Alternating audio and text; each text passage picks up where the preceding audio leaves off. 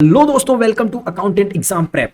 जैसा कि मैंने वादा किया था कि मैं 717 क्वेश्चन फाइनेंशियल अकाउंटिंग के आपको कराऊंगा और जल्दी से जल्दी कराऊंगा, कम से कम वीडियो में कराऊंगा। जैसा कि आप इस चित्र में देख पा रहे होंगे कि पहले टॉपिक में कितने सारे पॉइंट्स लिखे हुए हैं, यानी branches, functions, advantages of accounting, disadvantages of accounting, book keeping, classification, accounting principles, conventions, impersonal account, सब कुछ लिखा हुआ है। इसमें जो चाहिए वो लिखा हुआ है। पहला टॉपिक का नाम है बेसिक अकाउंटिंग, यानी थ्योरेटिकल फ्रेमवर्क ऑफ अकाउंटिंग। तो आज के लेक्चर में सबसे पहले तो हम सेक्शन ए में करेंगे प्रैक्टिस क्वेश्चंस और उसके बाद करेंगे प्रीवियस ईयर क्वेश्चंस। आप करते करते थक जाओगे, लेकिन मैं कराते कराते नहीं थकूंगा। आज के सेशन में बहुत बहुत सारे क्वेश्चंस है ऐड किए हैं मैंने। मैं ऐड करने वाला कौन होता हूं? मैंने तो फोटोज खींची और सीधा अपने लैपटॉप में डाली है और आप वीडियो रिकॉर्ड कर रहा हूं, जिससे कि आपकी थोड़ी बहुत मदद हो जाए। बस मैं एक ही चीज चाहता हूं, वो ये कि वीडियो को लाइक करो, शेयर करो और चैनल को सब्सक्राइब करके बने रहो, हमारे साथ जुड़े रहो, क्योंकि इस चैनल पे फ्री ऑफ कॉस्ट सारे एमसीक्यू मिलेंगे। ऐसा नहीं है 5-10 एमसीक्यू करा के मैं बोल दूंगा कि अब वो 800 रुपए में खरीद लेना, 900 रुपए में खरीद लेना, ऐसा नहीं होगा दोस्तों। ये जो क्वेश्चन है ना, इनके लिए एक शायरी है मेरे पास, वो ये है, लाल फूल नीला फूल, questions are beautiful. Seriously guys, questions बहुत ब्यूटीफुल है। आप सोच रहे होंगे मैं ऐसे कैसे बात कर रहा हूं अजीब से तरीके से, लेकिन मेरे को ऐसा लगता है कि पढ़ाने के साथ साथ थोड़ा सा एंटरटेनमेंट होता रहना जरूरी है, जिससे पढ़ने में भी मजा आए और पढ़ाने वाले को भी मजा आए और मेरी भी आदत हो जाए कुछ एंटरटेनमेंट करने की या फिर कुछ ऐसा करने की, तो जिससे आप लाइक का रेशियो भी बढ़ा दो, यानी लाइक ज्यादा करने लग जाओ वीडियो को। और जैसा कि मैंने वादा ही किया था, तो विदाउट वेस्टिंग टाइम हम बढ़ जाते हैं। बहुत लंबा होने वाला है लेक्चर, मुझे नहीं पता कितने लंबा होने वाला है लेक्चर, तो उसी अकॉर्डिंग आप तैयार रहना इस लेक्चर को देखने के लिए, समझने के लिए। पहले हम करेंगे प्रैक्टिस क्वेश्चंस, फिर हम करेंगे प्रीवियस ईयर के कुछ क्वेश्चंस जो पास्ट ईयर के ऐसे एग्जाम्स में बार बार में पूछे गए हैं। तो ठीक है, अपनी कुर्सी की पेटी बांध लीजिए और सवार हो जाइए मेरे साथ जहाज में या रोड पे, बस में, कहीं भी, उस जेवीएनएल जूनियर अकाउंटेंट की पोस्ट के लिए। चलते हैं अपन जूनियर अकाउंटेंट की पोस्ट के लिए पहला क्वेश्चन की तरफ। पहला क्वेश्चन आपकी स्क्रीन के ऊपर ये है। ये सारी मैंने फोटोज क्लिक करी है, उसके बाद मैंने इसको इसमें डाला है। अब हम इन्हीं फोटोज से करेंगे।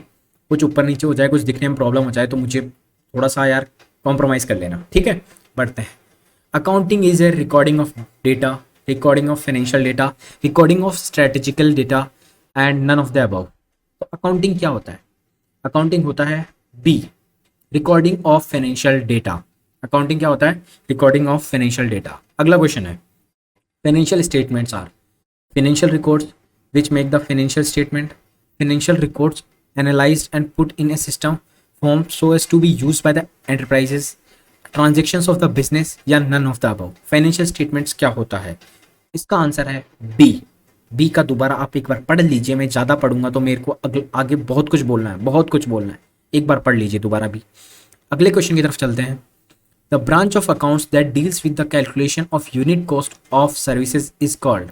The branch of account that deals with the calculation of unit cost of service is called cost accounting, management accounting, financial accounting या ऑल ऑफ द अबव। और यूनिट कॉस्ट किस में निकालते हैं? हम कॉस्ट अकाउंटिंग में निकालते हैं। इसका आंसर है थर्ड का ए। अगला क्वेश्चन है, नेट प्रॉफिट और loss for a particular period of time is reported on income statement, balance sheet, trial balance, statement of changes in owners equity. इसका आंसर आप भी दे सकते हो, दूंगा तो मैं भी। इसका आंसर हो जाएगा A, income statement. Financial accounting deals with trial balance, profit and loss account या फिर फाइनेंशियल डेटा या both A and B.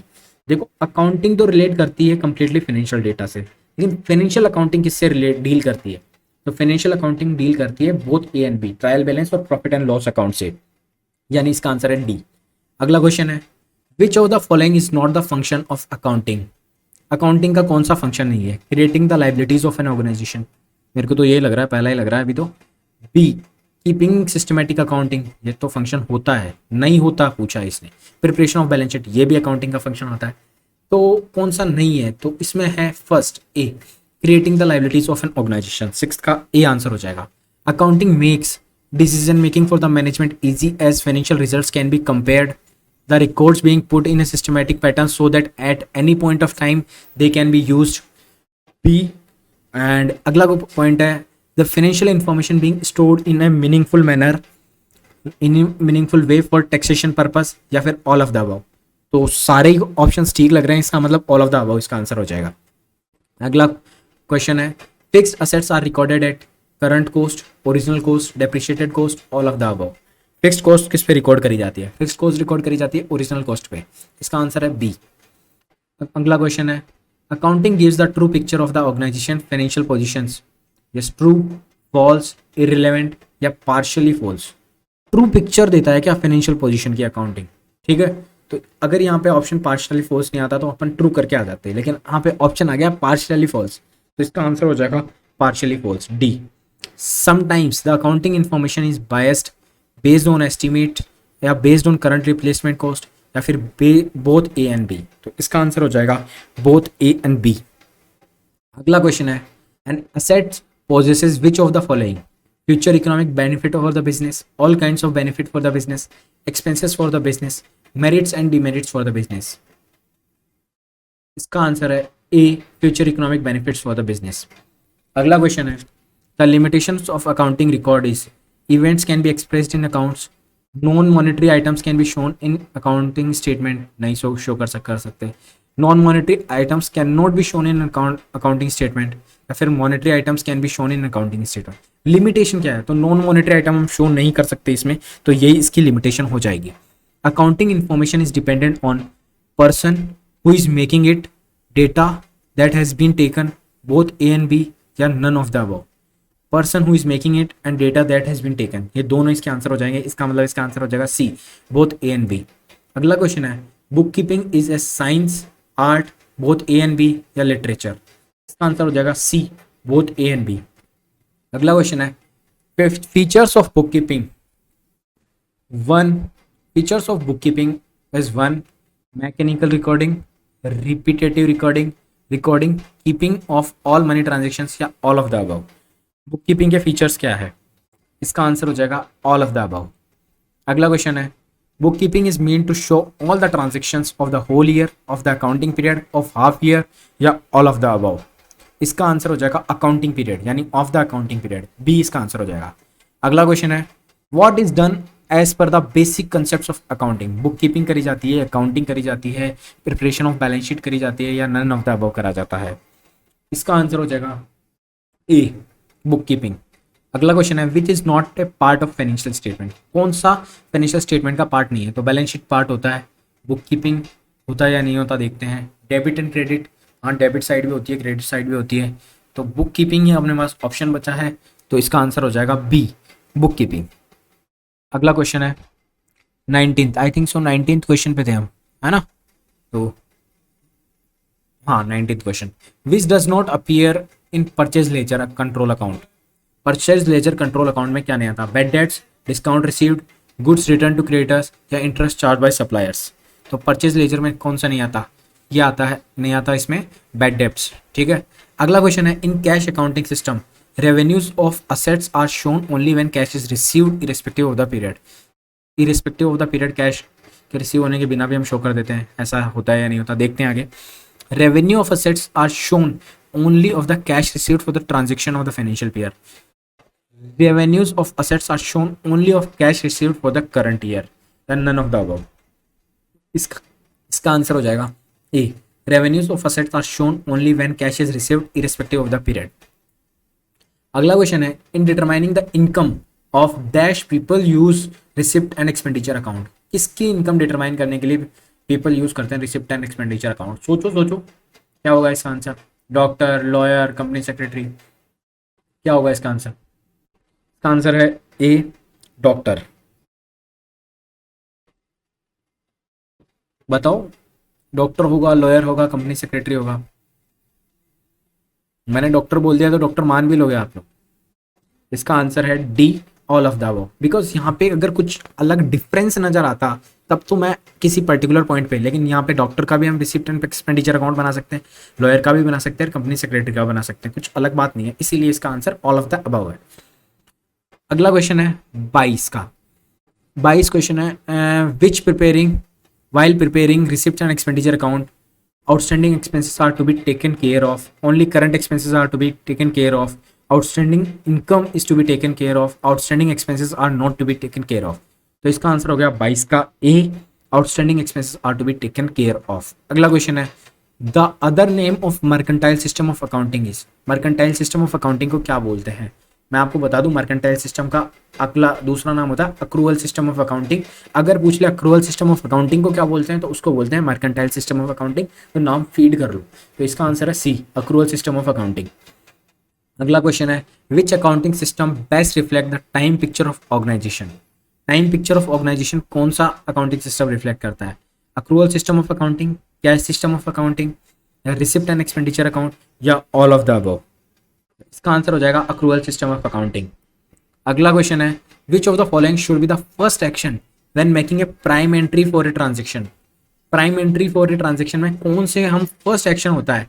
Study the voucher to identify the nature of the transaction, post the transaction to the appropriate ledger account, ये तो बाद का step है, post the ledger, decide on the ledger account to be debited and one to be credited, enter the transactions in the appropriate book of prime entry. तो इसका answer हो जाएगा A, identify the nature of the transaction. A इसका answer हो जाएगा। As per the accrual system of accounting, loss is cost that cannot generate any revenue in future, cost which has not been charged, cost which has lost its utility, या फिर both A and C, A और C, both A and B नहीं, A and C। तो इसका answer हो जाएगा D, both A and C। अगला question है in accrual system of accounting revenues are taken care of irrespective whether cash is received or not, cost incurred during the period is taken care of, both A and B, या cost of last financial period is only taken care of। इसका answer हो जाएगा both A and B. अगला question है most appropriate way of defining control defining accounting will be communicating the revenues, communicating the losses of the organisations, collection of all the financial data, या communicating the financial position of the organisation. कौन सा इसमें most appropriate है आपके according? तो इस आपको सबको दिख रहा होगा इसमें कौन सा ज़्यादा अप्रोप्रिएट है। डी, ऑब्वियसली हमें डी दिख रहा है कि डी ज़्यादा अप्रोप्रिएट है, communicating the financial position of an organisation. अगला क्वेश्चन है accounting information is being used by customer, researchers, both A and B, या नन ऑफ द अबव। तो इसका आंसर हो जाएगा C, both A and B, customers और researchers दोनों ही काम में लेते हैं accounting information. Which amongst is not the work of accountant, statutory audit, internal audit, secretarial audit, या all of the above. Which amongst is not the work of accountant, तो secretarial audit करना accountant का work नहीं है। तो next question है 31st, internal audit is of the staff of the company by its own staff to check whether the instructions of the management are being followed, audit done by chartered accountant to show time and fair position of the company as per accounting principles, या both A and B. तो इसका answer होगा both A and B. अगला question है which is not the work of an accountant, representing before the tax authorities, working as an arbitrator, planning and controlling the organisation, और working as liquidation. तो कौन सा perfect लगता है आपको कि कौन सा ये अकाउंटेंट का काम नहीं है?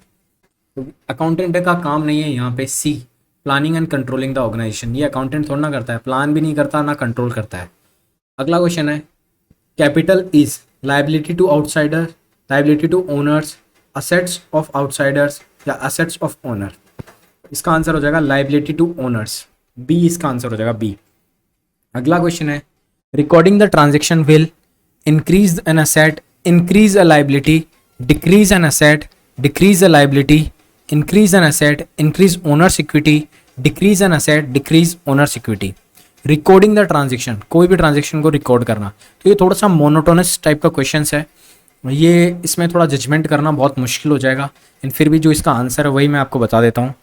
इसका आंसर है B, decrease an asset and decrease a liability. अगले क्वेश्चन की तरफ बढ़ते हैं हम। The basic sequence in the accounting process can best be described as assets less liabilities, asset less liabilities equals capital, assets plus liabilities equals capital, assets plus capital equals to liabilities, या none of the above। तो इसका answer हो जाएगा ए, assets में से liabilities minus करेंगे तो वो एक कैपिटल के बराबर होता है, तो ए इसका आंसर हो जाएगा। अगला क्वेश्चन है characteristic feature of dual aspect concept of accounting is, dual aspect concept की क्या कैरेक्टरिस्टिक्स है? The total amount debited is always equal to the amount credited. All the transactions are settled in cash. Cost of the various asset is taken on the basis of actual amount spent on, या none of the above। इसका answer है A, the total amount debited is always equal to the total amount credit। Debit के equal credit होता है, आपको भी पता है। अगला क्वेश्चन है convention means Practices followed by accountant, assets and liabilities held together form conventions. It is treaty signed by all the accounting firms all over the countries या all of the above. इसका answer क्या होगा? Convention का क्या मतलब होता है? Convention का मतलब होता है प्रैक्टिसेस जो फॉलो कर रहा है अकाउंटेंट। अगला क्वेश्चन है, objectives of accounting standard is to bring uniformity in financial reporting, ensure consistency and comparability of data with earlier years on with similar organization, या फिर बोथ ए एंड बी, या establishment of law. ऐसे questions आप generally खुद answer दे सकते हैं, आपको दिख रहा है कि क्या आंसर होगा, सी बोथ ए एंड बी। अगला क्वेश्चन है, interest outstanding will come under, interest outstanding will come under natural personal account, artificial personal account, representative personal account, real accounts, personal accounts. Real accounts में या personal accounts में आएगा, किस में आएगा ये? 39th का आंसर है सी, रिप्रेजेंटेटिव पर्सनल अकाउंट में आएगा ये।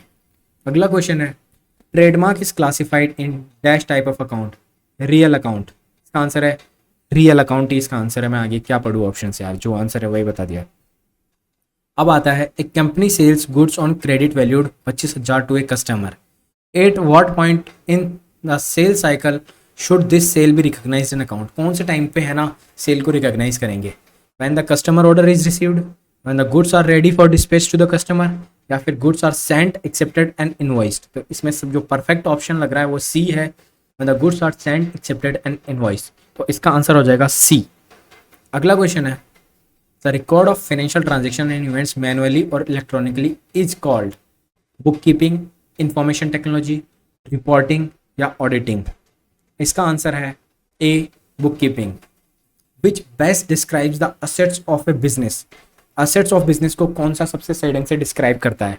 Item that should turn into cash in the near future, cash invested by the owner of the business, item bought for long run use by the business, items owing to और owned by the business.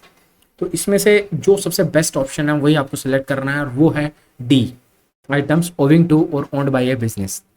अगला question है 44th, which is recorded in the purchase ledger, cash paid to a creditor, cash purchases, cheque received from a debtor, purchases of fixed asset. तो जब हम credit purchase करते हैं ना उसको purchase book में रिकॉर्ड करते हैं, और जैसे ही क्रेडिटर है वो हमारे परचेज बुक में रिकॉर्ड हुआ हो तो कैश पे कर रहे हैं, हम उसको कैश पे कर रहे हैं तो ये उसी के थ्रू जाएगा। तो cash paid to a creditor purchase ledger में रिकॉर्ड करता है। Which document is issued by a supplier when a customer returns good. देखो जब बायर हम कुछ बाई करके किसी गुड्स को रिटर्न करते हैं ना तो डेबिट नोट इशू करते हैं, लेकिन अगर कोई हमारी सेल्स करवा के हमें सेल्स रिटर्न करे तो हमें क्रेडिट नोट इशू करता है। ध्यान रखना, इस कंसेप्ट को ध्यान रखना, बहुत काम का कंसेप्ट है। ठीक है, सेलर हमेशा जिसको हमने सेल किया है वो हमें हमेशा क्रेडिट नोट इशू करेगा सेल्स रिटर्न करते टाइम पे है, और हम डेबिट नोट इशू करेंगे जब कोई भी प्रोडक्ट बाई करके हम इशू करें। By the supplier when customer returns goods. ठीक है,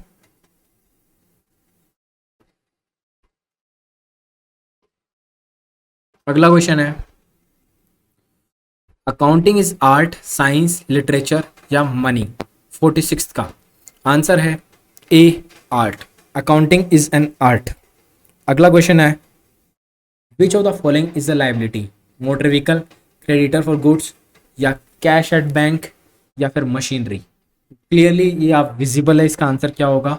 मोटर व्हीकल फिक्स्ड असेट होता है, cash at bank current assets होता है, मशीनरी फिक्स्ड असेट होता है, तो क्रेडिटर फॉर गुड्स ही हमारी एक लाइबिलिटी बचती है। ठीक है, which ledger entries recorded the purchase of a machinery bought on credit. इसकी एंट्री क्या होगी, मतलब डायरेक्टली इनडायरेक्टली इन्होंने डेबिट और क्रेडिट पूछा है। तो जब भी मशीन बोर्ड करे तो मशीन हमारे पास आई, debit what is comes in, ये रियल अकाउंट का रूल है, तो हम मशीन को तो डेबिट कर देंगे। ठीक है, और हमारे पास से जो जाएगा, जो भी जाएगा, या तो क्रेडिटर होगा या कैश जाएगा तो उसको क्रेडिट कर देंगे। तो यहाँ पे हमारे पास कैश ऑप्शन में नहीं है, क्रेडिटर ऑप्शन में है, तो क्रेडिट क्रेडिटर को कर देंगे। तो debit machinery, credit creditor, C option में ये आपको साफ साफ दिख रहा है, तो इसका आंसर हो जाएगा सी।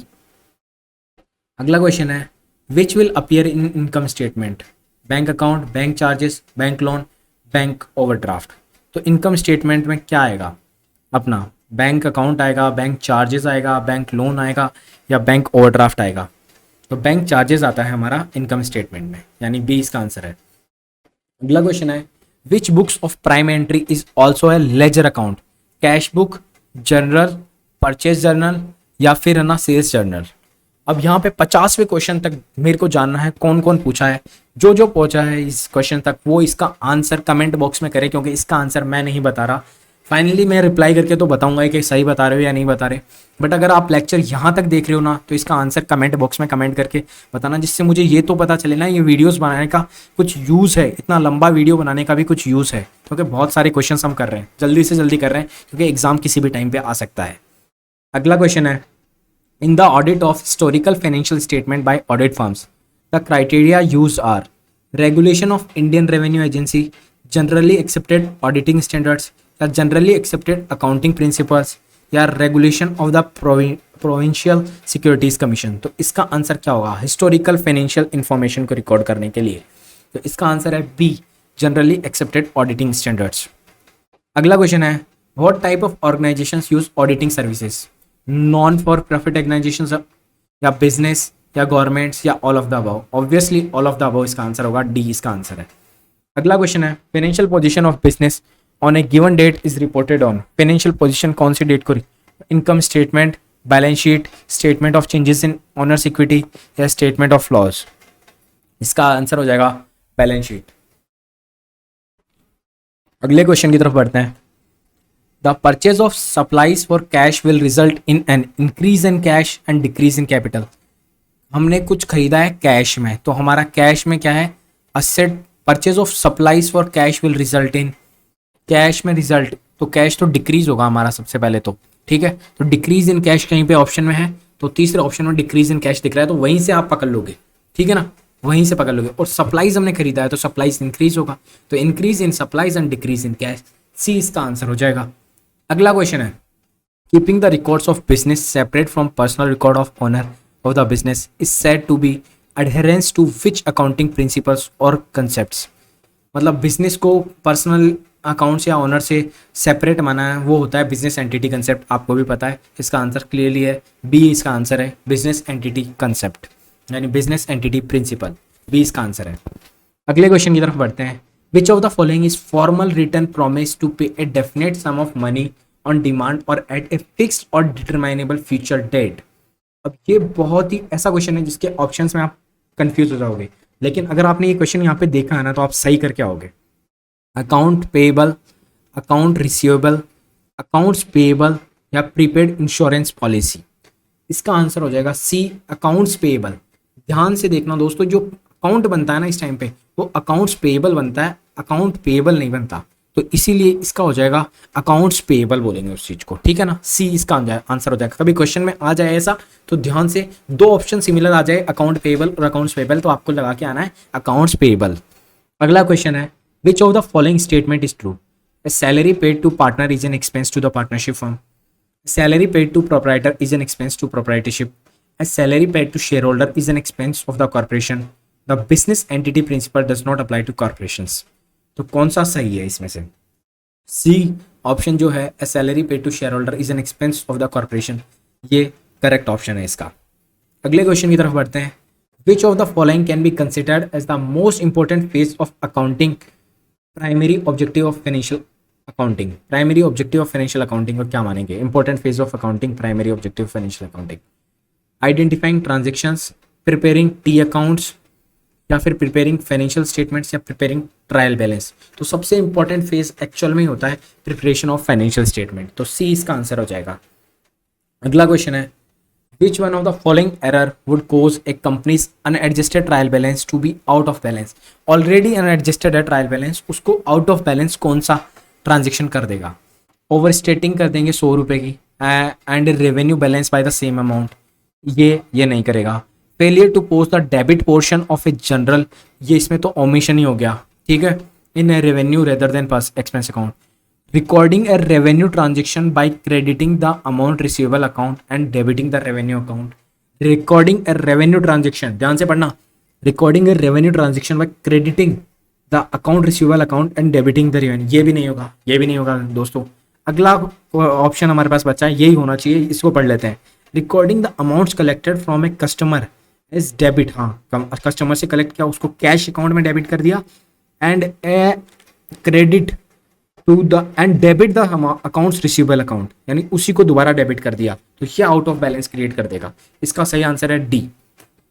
अगला क्वेश्चन है the gross decrease in economic benefit for the business are what. Gross decrease in economic benefit क्या है बिजनेस के लिए? एक्सपेंस है, ऑब्लिगेशंस है, क्रेडिटर्स है, इनकम और गेन है। इसका आंसर हो जाएगा ए, एक्सपेंसेस। अगला क्वेश्चन है if during the accounting period the assets increase by 7,000 and the owner's equity decreased by 3,000, then the liabilities must have increased by rupees 10,000, increased by 4,000, decreased by 4,000, decreased by 10,000। देखो क्या क्या हुआ है, asset 7,000 से increase हो गया तो liabilities भी कम से कम 7,000 से इंक्रीज होनी चाहिए, और उधर से ऑलरेडी इक्विटी डिक्रीज हो गई 3,000 से। जब इक्विटी डिक्रीज हो जाएगी तो इधर से 3,000 के असेट्स ऑटोमेटिकली इंक्रीज हो जाएंगे, तो 3,000 के ऑटोमेटिक असेट्स इंक्रीज हो गए डिक्रीज होने की वजह से लाइबिलिटी को, इक्विटी को। तो 3,000 तो वो इंक्रीज हो गया और 7,000 इंक्रीज हो गया असेट्स का वैसे। तो ओवरऑल जो इंक्रीज हुआ है असेट्स में वो हो गया 10,000 का। तो असेट्स में अगर 10,000 का ओवरऑल इंक्रीज हुआ है तो लाइबिलिटीज को भी कितने का इंक्रीमेंट होना चाहिए? 10,000 का। तो ए इसका आंसर हो जाएगा 10,000। अगला क्वेश्चन है Sitara textile is using the prudence concept to record the profit in its income statement. According to the prudence concept, Sitara Textile will record profit when it is expected, realized, material या received। इसका answer है B, realized। Double entry book keeping was fathered by F.B. Taylor, Henry Fayol, Lucas Pacioli या none of the above. ये देखो guys 11th-12th का question आ गया। मैं वैसे ही आपको बोलता हूँ 11th-12th के बेसिक इकोनॉमिक्स या अकाउंट्स में से भी क्वेश्चन पूछे जाते हैं, तो ये वैसा ही क्वेश्चन है। बेसिक अकाउंटिंग में बहुत काम का क्वेश्चन है। एक बार inland waterways authority of India में भी पूछा गया था ये क्वेश्चन अकाउंटेंट के एग्जाम में। सेबी के में प्री में भी ये शायद क्वेश्चन था, एंड बहुत सारे और एग्जाम्स में पूछा जाता है। तो इसका आंसर हो जाएगा double entry book keeping was fathered by Lucas Pacioli. C इसका आंसर हो जाएगा लुकस पेशियोली। ठीक है, अगले क्वेश्चन की तरफ बढ़ते हैं। Which of the following is not an asset? Building, loan from A partner, cash balance, debtor. Cash balance current asset, debtor current assets, building fixed asset, loan from partner ये हमारा asset नहीं है, तो B इसका answer हो जाएगा। Which of the following is not पूछा है इन्होंने, तो हम नोट में लिख देंगे loan from partner. Which of the following should not be called sales? Office fixture sold, good sold for cash. Sales account हम कहाँ पे यूज करेंगे तो हम पहले वो देख लेंगे। गुड सोल्ड फॉर कैश, तो कैश के लिए तो cash account debit to sales हो जाएगा। गुड सोल्ड ऑन क्रेडिट, तो हम कैश अकाउंट डेबिट तो जो वेंडर है उसके अकॉर्डिंग कर देंगे। ठीक है ना। अब यहाँ पे तीसरा पॉइंट है, फोर्थ पॉइंट में है D point, sales of item previously included in purchase, तो ये भी नहीं आएगा, ये भी सेल्स अकाउंट के थ्रू ही होगा। तो अब जो बचा ना वो क्या बचेगा? Office fixture sold. जब सोल्ड करेंगे तो कैश तो आएगा और ऑफिस फिक्सचर्स चले जाएगा, तो cash account debit to office fixtures. तो यहाँ पे सेल्स अकाउंट का बिल्कुल भी काम नहीं है, किसी को सेल्स में कंसिडर नहीं करेंगे इसको, तो ए इसका आंसर हो जाएगा। 65th का ए आंसर हो जाएगा। अगला क्वेश्चन है which of the following is correct? Capital can only come from profit, profit increases capital, profit does not alter capital, profit reduces capital. इसका आंसर हो जाएगा प्रॉफिट इंक्रीजेस कैपिटल। यार आज बहुत क्वेश्चंस कर रहे हैं हम, तो यार एक लाइक तो बनता है कम से कम। मैं इतनी मेहनत कर रहा हूँ आप लोगों के लिए, फोटो क्लिक कर रहा हूँ, लैपटॉप में डाल रहा हूँ, स्क्रीन रिकॉर्ड कर रहा हूँ, आप तक इस चीज़ को पहुँचा रहा हूँ, थोड़ा बहुत गाइडेंस प्रोवाइड कर रहा हूँ। कुछ अगर मैं वैल्यू ऐड कर पा रहा हूँ आपकी लाइफ में, इस प्रिपरेशन में, इस जहाज को में जो आपका JVNL जूनियर अकाउंटेंट की पोस्ट तक लेके जाएगा आपको, तो यार इस वीडियो को लाइक करना और दोस्तों के साथ शेयर करना। मैं इससे ज़्यादा कुछ नहीं चाहता, और सब्सक्राइब कर देना। 1 रुपया चार्ज नहीं हो रहा इन चीज़ों का, वरना इन्हीं को आप किसी नोटपैड वर्कपैड इनमें उतार के एक फोटो अच्छी सी किताब बना लो और उनको बेचने लग जाओ। ऐसा ही बाकी लोग कर रहे हैं, वैसा हम नहीं कर रहे हैं। बढ़ते हैं आगे। Common balance sheet format is the account form which list assets on the rights and liabilities and equity on left. Account form मतलब असेट्स को राइट में कर दो, लाइबिलिटीज को, ये ऐसा पहले होता था, अब नहीं होता। ठीक है, आगे बढ़ते हैं। Report form which list assets on the bottom and liabilities on the top. ठीक है, आगे देखते हैं। Account form which list assets and liabilities on the left. Assets और लाइबिलिटीज को एक साथ नहीं लिखते हैं अपन, तो लाइबिलिटीज और इक्विटी एक साथ आता है, तो ये ऑप्शन तो वैसे ही कट जाएगा। अगला ऑप्शन है the report form which lists liabilities and equity on the bottom and assets on the top. तो अब जो नया फॉर्मेट चला है बैलेंस शीट का, उसमें क्या करते हैं, पहले असेट्स लिखते हैं, फिर नीचे बॉटम में आके हम है ना लाइबिलिटीज और इक्विटी को लिखते हैं, इक्विटी एंड लाइबिलिटीज को लिखते हैं। तो ये रिपोर्ट फॉर्म वाला डी ऑप्शन इसका करेक्ट आंसर है। अगला क्वेश्चन है which of the following item is found in journal entry, date of each transaction, rupee amount of each debit and explanation of each transaction. अब इसमें साफ ही दिख रहा है, तीनों ही आते हैं यार। नरेशंस में एक्सप्लेनेशन दे देते हैं, ईच का डेबिट और क्रेडिट होता है, और डेट ऑफ ईच ट्रांजेक्शन हम डालते हैं जब भी फॉर्मेट बनाते हैं उसका। तो ये तीनों के तीनों आ जाएंगे। तो इसका आंसर हो जाएगा D, all of the above. Business is treated as separate entity concept, sole trader, partnership, company, या all of the above. Business किसको सेपरेट एंटिटी कंसेप्ट मानता है? इसका आंसर हो जाएगा ऑल ऑफ द अबव। ठीक है। अगला क्वेश्चन है which of the following statement is correct. अब थोड़ा थोड़ा जल्दी कराते हैं, बहुत लेट हो रहा है, मेरा भी टाइम बहुत ज़्यादा कंज्यूम हो रहा है, वीडियो भी ज़्यादा लंबा दिखेगा तो आप वैसे भी छोड़ के बच जाओगे।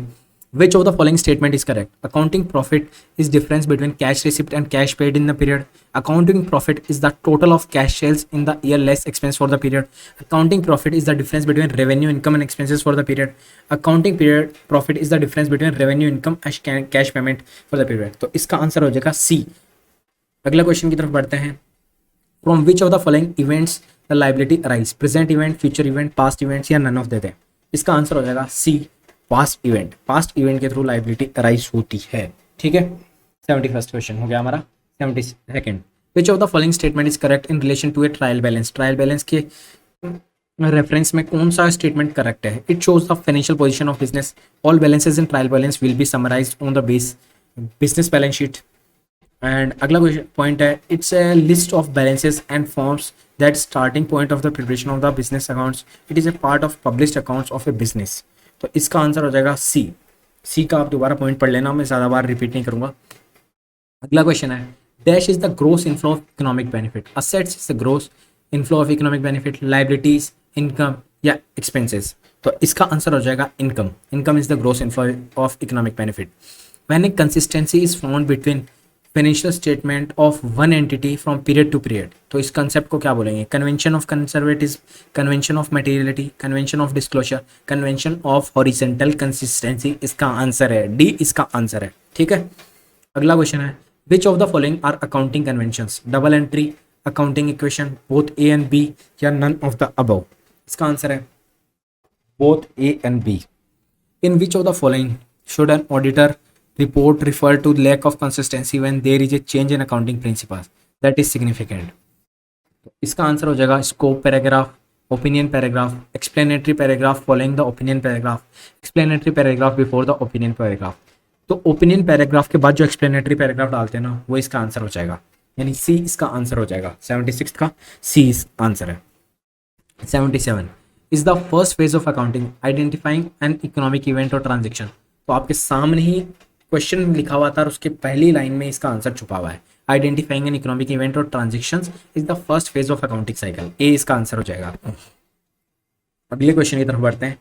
Financial statement differ from management accountant because they are mainly prepared for external users of financial information, they are more complex or hard to prepare, they are the summary of accounting data, या they are prepared on the basis of actual concept। तो यहाँ पे मैं बता रहा differ management account से कैसे differ करता है। तो management accounting personally internal use के लिए बनाई जाती है और फाइनेंशियल स्टेटमेंट एक्सटर्नल यूज के लिए। तो ए इसका आंसर हो जाएगा। अगले क्वेश्चन की तरफ बढ़ते हैं। Dash is a separate legal structure where total capital can be divided in many shares. Partnership is a separate legal structure, या फिर सोल प्रोप्राइटरशिप, या फिर कंपनी, या नॉन प्रॉफिट ऑर्गेनाइजेशन। इसका आंसर हो जाएगा company. Company is a separate legal structure where total capital can be divided in many shares. Which of the following is a liability? Resources, obligations, future benefits, या expenses. इसका answer हो जाएगा B, obligations. अगला question है it is important for the auditor to be independent because the audit conclusions cannot be relied upon if the auditor was biased in accounting and evaluating evidence. The auditor would not charge a fair rate to the client. The auditor might not be as knowledgeable of the subject matter and the criteria. The Indian tax authorities require that the auditor to be independent. Important for the auditor to be independent. क्यों हो जाता है important कि auditor independent होना चाहिए? क्यों? इसका answer है D. Indian tax authorities require that auditor be independent. अगला क्वेश्चन है an asset must be dash by the business to be shown as an asset in its balance sheet. asset क्या होना चाहिए जिससे वो बिजनेस को अपना असेट मान सके। असेट क्या होना चाहिए जिससे वो बिजनेस वाले उसको बैलेंस शीट में खुद का असेट मान सके। इसका आंसर मुझे आप दोगे।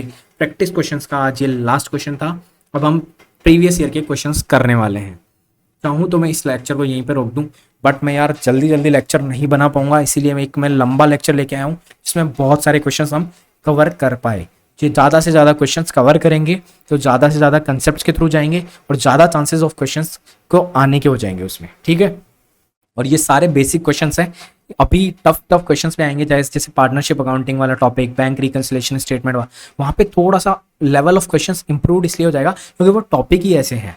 अभी ये जो बेसिक अकाउंटिंग है उसमें ऐसे ही क्वेश्चंस पूछे जाते हैं। तो अब प्रीवियस ईयर के क्वेश्चंस की तरफ हम बढ़ते हैं। आपके लिए लेके आ गया हूं मैं प्रीवियस ईयर के क्वेश्चंस। पहला क्वेश्चन, पर्सनल एक्सपेंसेस को of using car in the business expenses would violate. Inclusion of personal expenses को बिजनेस एक्सपेंस में इंक्लूड करने को कौन से कंसेप्ट को वायलेट करता है? Separate business entity concept, consistency concept, going concern concept या फिर ड्यूल एस्पेक्ट कंसेप्ट। इसका आंसर है A, separate business entity concept. Business और उसको चलाने वाले लोग अलग अलग होते हैं। आपको मैं बार बार यही चीज़ बोलता हूँ, ध्यान रखना। Asset should be valued at the price paid to acquire them is based on accrual concept, cost concept, money measurement concept या matching concept। इसका आंसर हो जाएगा बी, cost concept। अगला क्वेश्चन है, A business purchases goods worth rupees 25 lakh and sold 80% of such goods। 25 lakh का 80% हो गया, 20 लाख के उसने गुड्स बेच दिए, 25 लाख के गुड्स खरीदे, 20 लाख के बेच दिए, तो बचे कितने? 5 लाख के, ठीक है। The market value of the remaining goods was rupees. Market value 5 lakh के गुड्स बचे थे, उनकी मार्केट वैल्यू कितना बता रहा है? 7.5 लाख, 7,50,000।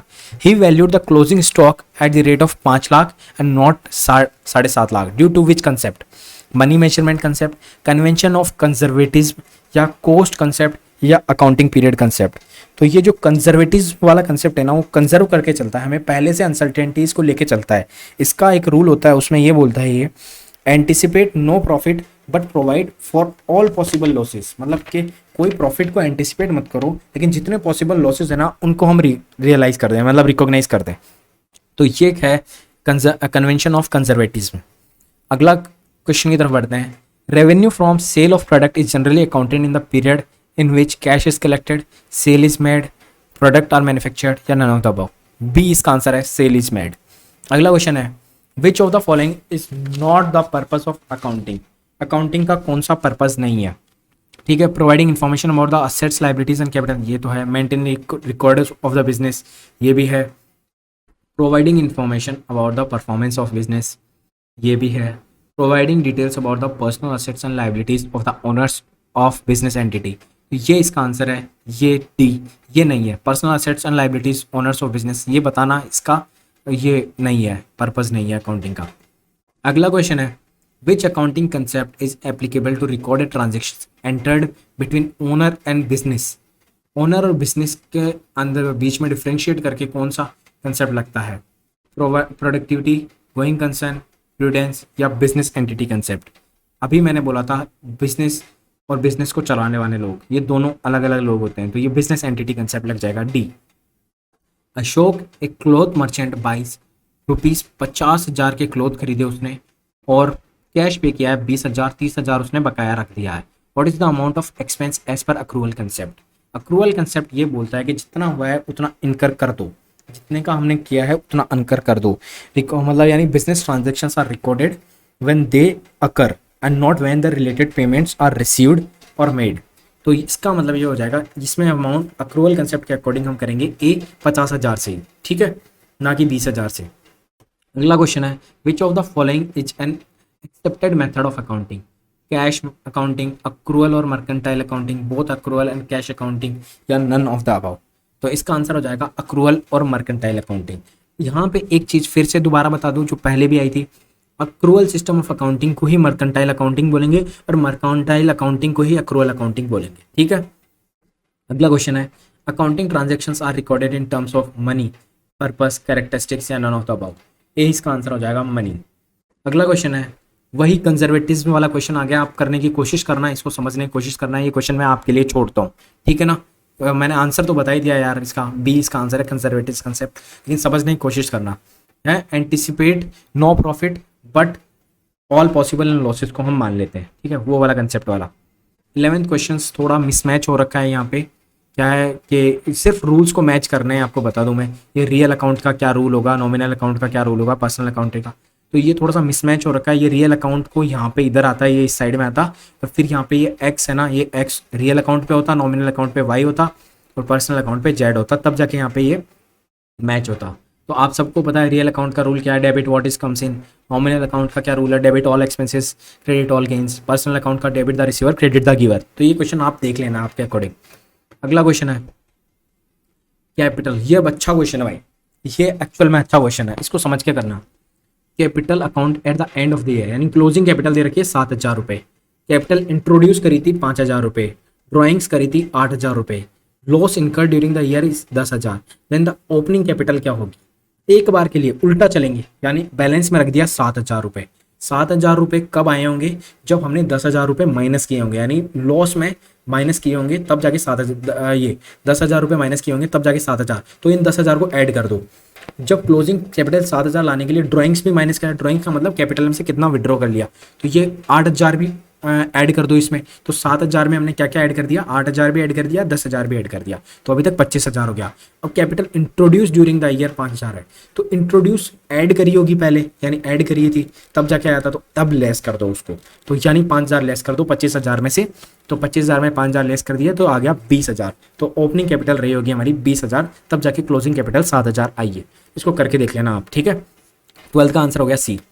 अगला क्वेश्चन है which one of the following statement is correct? Capital of the firm is reduced by, capital of the firm is reduced by borrowing. When there is no change in proprietor's capital, it's an indication of loss in the business. Nominal account refers to the first transaction. Real account relates to the assets of the business. तो इसका answer है D, real account relates to the business.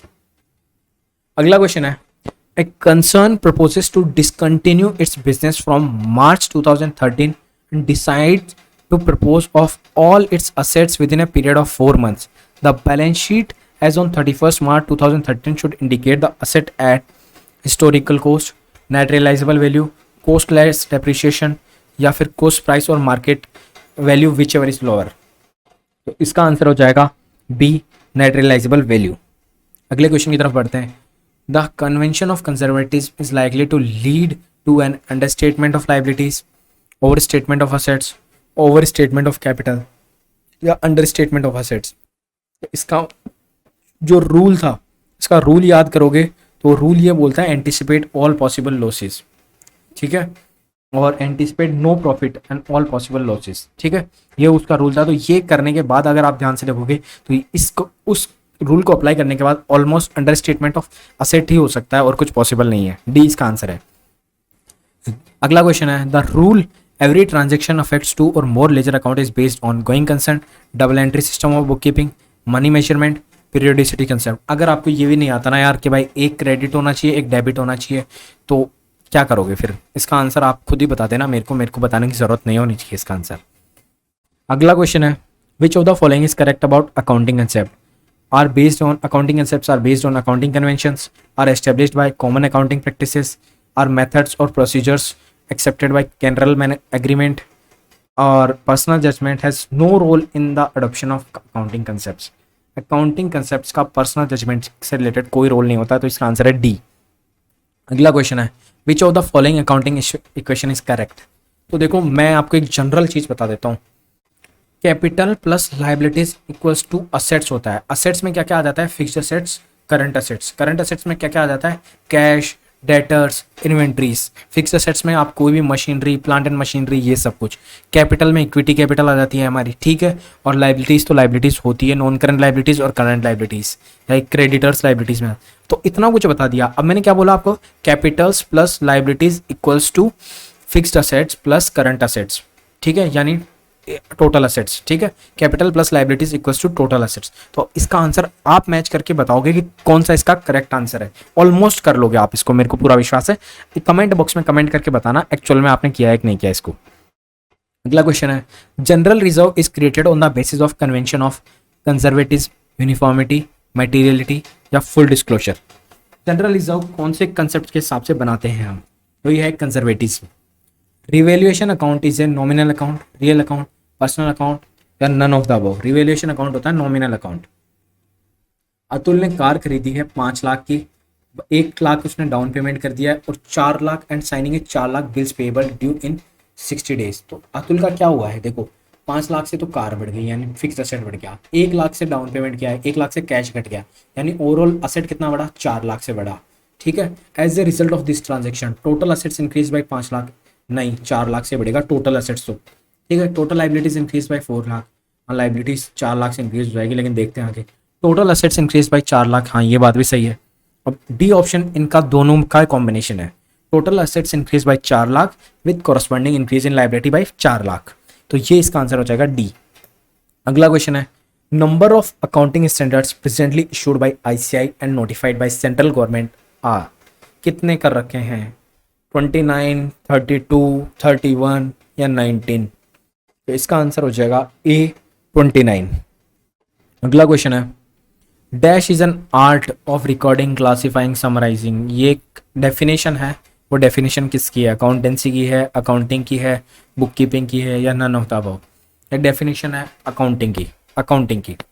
Guys video अच्छा लग रहा है तो like कर दो यार, पहले लाइक करो यार, कहीं ख़त्म हो जाए यहाँ से रवाना हो जाओ आप तो धोखा हो जाएगा मेरे साथ, और ये धोखा मैं बर्दाश्त नहीं कर पाऊंगा, तो इसीलिए पहले जाओ और वीडियो को लाइक करो यार। बहुत मेहनत कर रहा हूँ यार, गला सूख गया है, पानी नहीं पीने गया 30वें क्वेश्चन के बाद में, तो इसीलिए थोड़ा मेरा भी सोचो आप। 30वें क्वेश्चन पे पानी पिया था, उसके बाद मैंने अभी तक पानी नहीं पिया है। बढ़ते हैं आगे, contingent liability is shown as dash in balance sheet, liability equity share holders fund या फुट नोट या नन ऑफ द अबव, तो इसका आंसर हो जाएगा फुट नोट सी। अगला क्वेश्चन है, closing entry means all income and expenses, all assets and liabilities, all assets या फिर ऑल लाइबिलिटीज, तो यह आंसर हो जाएगा इसका B all assets and liabilities. In which of the books cash purchase is recorded, cash book, purchase book both A and B या फिर none of the above. Cash purchase किस में record करते हैं, देखो परचेज बुक में तो हम क्रेडिट परचेज रिकॉर्ड करते हैं, कैश बुक में हम कैश के जितने भी रिलेटेड कैश के ट्रांजेक्शन होते हैं सिर्फ वो रिकॉर्ड करते हैं। ठीक है, तो इसका आंसर हो जाएगा ए कैश बुक। अगला क्वेश्चन है, which of the following is not considered as an accounting concept, accounting concept किसको नहीं बोलते, कंजर्वेशन, बिजनेस एंटिटी, अक्रूवल या फिर गोइंग कंसर्न। तो ये देखो, ये अकाउंटिंग कंसेप्ट नहीं है कंजर्वेशन, ये है कन्वेंशन। ठीक है, तो ये बी सी डी तो अकाउंटिंग कंसेप्ट है और कंजर्वेशन अकाउंटिंग कंसेप्ट नहीं है। अगला क्वेश्चन है, विच कन्वेंशन, अब यहाँ पे कन्वेंशन पूछ लिया इन्होंने, implies that accounting practices should remain same from year to year same होनी चाहिए अकाउंटिंग प्रैक्टिसेस, तो ये कंसिस्टेंसी के अकॉर्डिंग ऐसा होना चाहिए। ठीक है, तो ये इसका आंसर हो जाएगा कंसिस्टेंसी। अगला क्वेश्चन है, dash and dash are independent variables, assets and liabilities, income and expenses, both A and B या नन ऑफ द अबव। देखो एक्सपेंस हो गया तो ये जरूरी नहीं है इनकम होगी, लेकिन अगर लाइबिलिटी इंक्रीज हो गई तो ये भी जरूरी है कि एसेट भी इंक्रीज होगा, तो इंडिपेंडेंट वेरिएबल यहाँ पे क्या हो गया, इनकम एंड एक्सपेंसेस बी। अगला क्वेश्चन है, accounting transactions are recorded in terms of money, purpose, characteristics या नन ऑफ दिस। ये क्वेश्चन पहले आ गया है, अगर आपने वीडियो देखा होगा तो इसका आंसर कर पाओगे, तो मैं आंसर नहीं दे रहा हूँ इसका। ठीक है, double entry principle means when write all entries twice in a books having debit for every credit and similar credit for every debit, maintain the double account for each business transaction, writing 2 times the same entry. तो इसका answer हो जाएगा debit होना चाहिए हर credit के लिए। ठीक है, बी इसका आंसर हो जाएगा। Which one of the following statement is correct, capital of the firm is reduced by borrowings, nominal account refers to the false transactions, yeah, when there is no change in proprietor's capital it is an indication of loss in business, real account relates to the assets of a business। कौन सा correct है, ये question भी पहले आ चुका है तो इसका भी जवाब आप दोगे। ठीक है, मैं नहीं दे रहा इसका जवाब। विच of the following statement is correct, assets are equal to liabilities minus capital। यार ये क्वेश्चंस बहुत इजी क्वेश्चंस आ रहे हैं, ये रिपीट हो रहे हैं क्वेश्चंस, क्योंकि पास्ट ईयर में जो आए हुए क्वेश्चंस है बार बार रिपीट होते हैं, ये वही क्वेश्चंस है, तो इसका जवाब भी आप दोगे 33वें का भी, 34th का जवाब भी आप दोगे, क्योंकि ये रिपीटेड क्वेश्चन है, पहले एक बार फिर से आ रखा था कंजर्वेटिज्म वाला, बार बार में रिपीट हो रहा है। अगला क्वेश्चन आता है, मिस्टर आशीष, बहुत बड़ा क्वेश्चन आ गया यार, बहुत बड़ा क्वेश्चन आ गया, क्या बात है, 3 लाख कि मशीनरी खरीदी थी, इंस्टॉलेशन चार्जेस करा हो गए 30,000 के, ट्रांसपोर्टेशन चार्जेस 30,000 के, इंस्टॉलेशन चार्जेस 12,000 के, डिसमेंटलिंग चार्जेस पुरानी मशीन को 30,000 के, मार्केट वैल्यू एस्टिमेट कर ली 3,60,000। फाइनलाइजिंग करते वक्त अकाउंट्स को क्या करा, उसको मशीनरी को मार्केट वैल्यू पे इन्होंने रिकॉर्ड कर लिया। तो ये कौन से कंसेप्ट का वायलेशन हुआ? कॉस्ट कंसेप्ट का हुआ, मैचिंग कंसेप्ट का हुआ, रियलाइजेशन कंसेप्ट का हुआ, या पीरियोडिसिटी कंसेप्ट का हुआ? उन्होंने क्या किया, कॉस्ट पे या हिस्टोरिकल कॉस्ट पे रिकॉर्ड नहीं किया। इसका मतलब ये हो गया ए, कॉस्ट कंसेप्ट का इन्होंने ये वायलेशन किया है। अगला क्वेश्चन आता है दोस्तों। अगले क्वेश्चन पे बढ़ने से पहले मैं आपको एक चीज़ बता देता हूँ कि यार मैं इतनी मेहनत कर रहा हूँ और मैं सिर्फ एक ही चीज़ मांगता हूँ कि इस वीडियोस को शेयर करते रहा करो, सब्सक्राइब करके रखो, नोटिफिकेशन बेल को प्रेस करते रहो, अच्छे अच्छे कमेंट्स करो। जो क्वेश्चंस मैं पूछ रहा हूँ एटलीस्ट वही कमेंट कर दो, और नेगेटिविटी मत फैलाओ, ठीक है? कहीं भी, मतलब मेरे यहाँ पे नहीं, कहीं और भी नेगेटिविटी मत फैलाओ। अगर कोई सही गाइड कर रहा है ना तो उसको प्रमोट करो, उसको सपोर्ट करो। किसी को भी, कोई और भी बोल रहा हूँ मैं, कोई भी अगर आपको सपोर्ट कर रहा है इन एनी वे, उसको सपोर्ट करना सीखो। इतना सा बोलूँगा। फिर से मैंने बोला है, लाल फूल नीला फूल, this time you are beautiful. पहले क्वेश्चंस ब्यूटीफुल थे, लेकिन अब क्वेश्चंस खत्म होने वाले हैं, इसीलिए अब आप ब्यूटीफुल हो गए। लड़कों के लिए हैंडसम वर्ड यूज़ कर लेना यार, बैठता नहीं है इस शायरी के ऊपर। तो लड़कियां ब्यूटीफुल और लड़के हैंडसम। बढ़ता हूँ आगे अगले क्वेश्चन की तरफ। The provision for discount on debtor is often provided in keeping with the concept of conservative, going concern, या मटेरियलिटी, या consistency. Debtors discount for discount on debtors is often provided, तो ये हो जाता है गोइंग कंसर्न कंसेप्ट के हिसाब से। Which of the following statement describes objectives of accounting? कौन से स्टेटमेंट सही ढंग से ऑब्जेक्टिव्स ऑफ अकाउंटिंग को डिस्क्राइब करते हैं? ध्यान से पढ़ना।